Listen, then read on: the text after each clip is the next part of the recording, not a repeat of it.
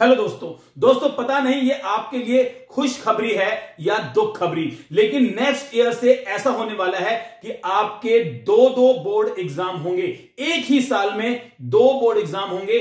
आप पहले board exam में अगर आपके कम मार्क्स आते हैं तो आप दूसरा बोर्ड एग्जाम देकर अपने मार्क्स को इंप्रूव कर सकते हैं। लेकिन दोनों बोर्ड एग्जाम में से जिसमें आपके ज्यादा मार्क्स होंगे वही मार्क्स आपके एंड में रिटेन किए जाएंगे, वही मार्क्स आपके माने जाएंगे।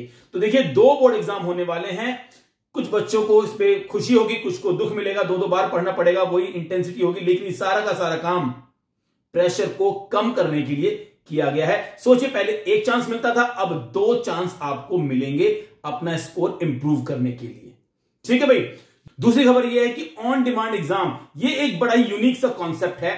ऑन डिमांड एग्जाम का मतलब यह है कि जब आपको लगता है कि आप कोई एग्जाम देने के लिए प्रिपेयर हैं, तब आपका ऑन डिमांड एग्जाम हो जाएगा। सुनने में बड़ा अजीब लगता है, कैसे होगा, इसकी क्या गाइडलाइंस होंगी, ये अभी आगे पता लगेगा। लेकिन ये एक कॉन्सेप्ट भी लागू हो सकता है ऑन डिमांड एग्जाम का।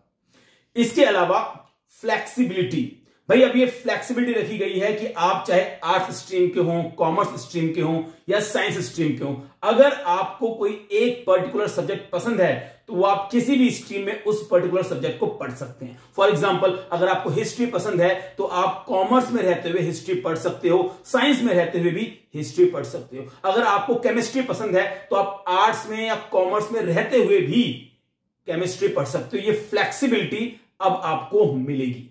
इसके अलावा एक और अपडेट है, वो ये कि मैंडेटरी लैंग्वेज को मैंडेटरी कर दिया गया है। अब 2 लैंग्वेज आपको लेनी ही पड़ेगी, ये मैंडेटरी है।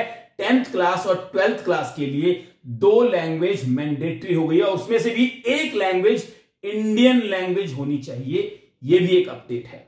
तो अगर हम देखें तो दरअसल सब्जेक्ट बढ़ गए हैं। 10th क्लास के अंदर 7 सब्जेक्ट हो गए हैं। पहले 5 सब्जेक्ट थे, अब 7 सब्जेक्ट्स के आपको एग्जाम देने पड़ेंगे। 12th क्लास के अंदर भी पहले 5 थे, अब आपको 6 सब्जेक्ट के एग्जाम देने पड़ेंगे। ठीक है भाई। ये पूरा का पूरा सिस्टम जो है वो न्यू नेशनल एजुकेशन पॉलिसी जो 2020 में आई थी उसके तहत किया जा रहा है।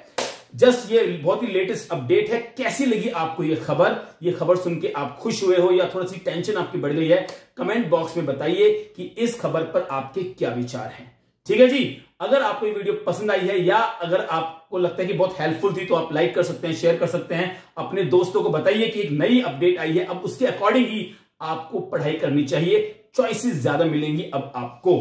दरअसल ये पूरा कॉन्सेप्ट जो है रोट लर्निंग को खत्म करने के लिए किया जा रहा है कि बच्चे की कॉन्सेप्चुअल नॉलेज बढ़े, बच्चे का जो है एनालिटिक एबिलिटी बढ़े, रोट लर्निंग खत्म हो इंडियन एजुकेशन सिस्टम से। इसलिए सारा प्रोग्राम किया गया है। ठीक है जी। Thank you so much video देखने के लिए। नमस्ते।